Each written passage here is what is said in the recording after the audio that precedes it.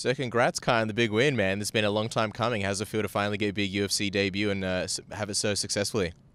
You know, I gave my coach a heart attack there a few times. Had an earful just then, but no. What did he say? Oh, he just said, I love you, but I hate you. Yeah, no, but yeah, I couldn't have asked for a better debut. You know, I went for a bit of adversity there from the first round. That triangle was getting tighter.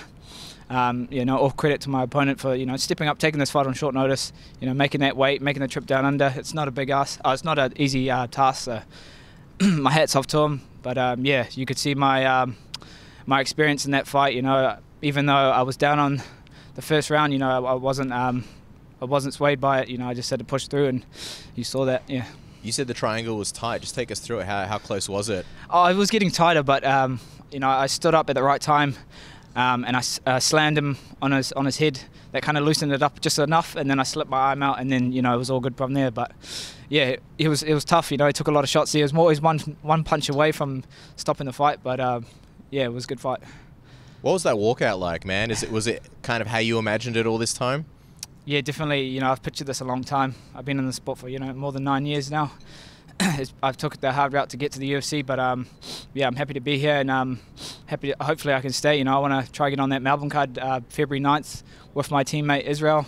You know, we can go on the camp together through Christmas, and yeah, I want a quick turnaround. You know, I'm here to hopefully save the flyweight division.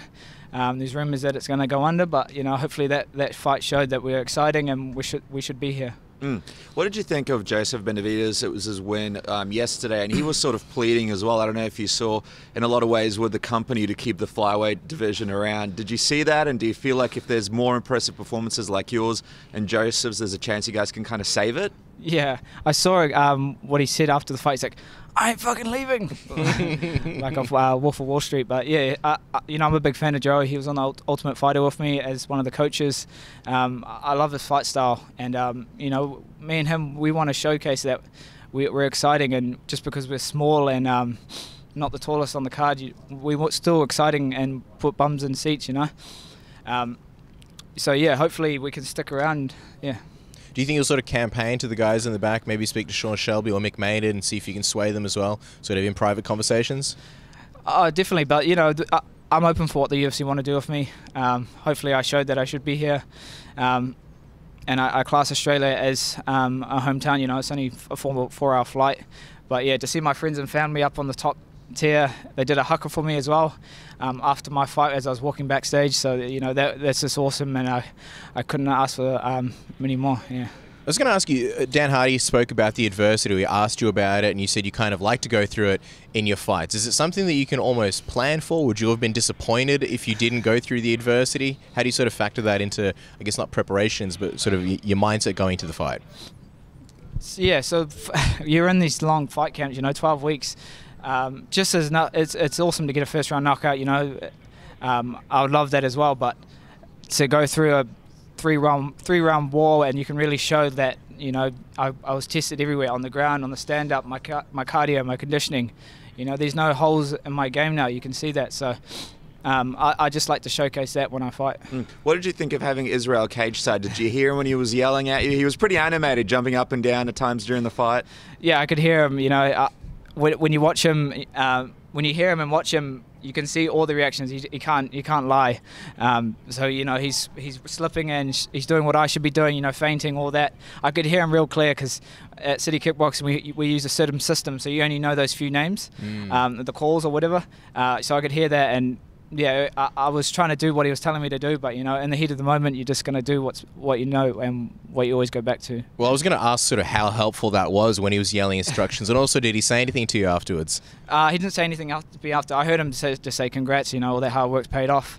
I'm just glad to have him, you know, ringside. All the support, you know, it's much appreciated. Have you got a text message from Dan Hooker yet? I imagine he'd be pretty animated. Yeah, he would have gone through, you know, a stroke just watching that fight. I'm sure he's, you know, just getting ready for his fight in a few weeks against Edson and Milwaukee. So, you know, that shows that what our gym's about. Even though we've got guys fighting every week, you know, we've still got a few guys back home just grinding, getting ready for their time.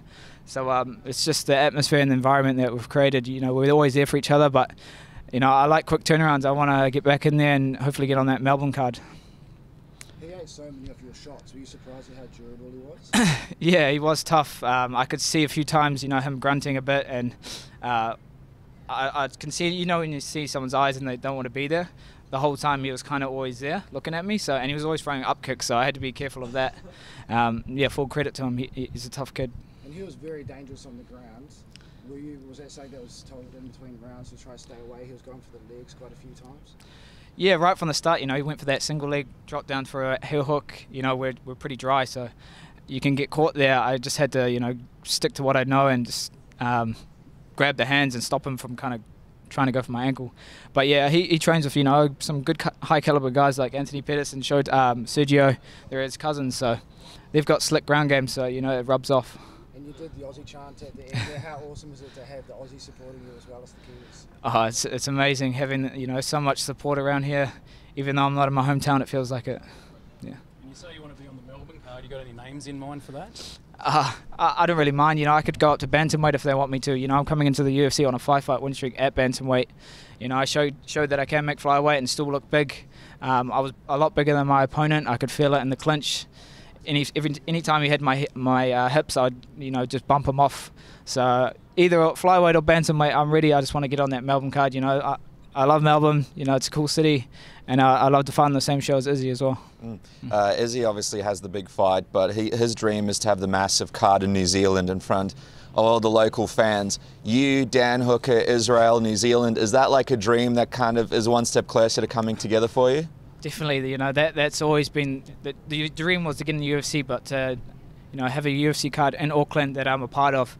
I was at the UFC the last time it came to Auckland back in June 2016. I was campaigning for that fight on a 3-fight win streak.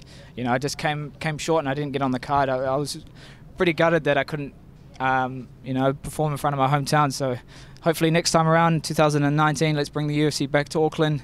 We've got so many guys, me, Izzy, Dan, Shane as well. All Kiwi grown, all from City Kickboxing, so it would be amazing for that to happen. Yeah. Sweet. Cheers, guys. Thank you.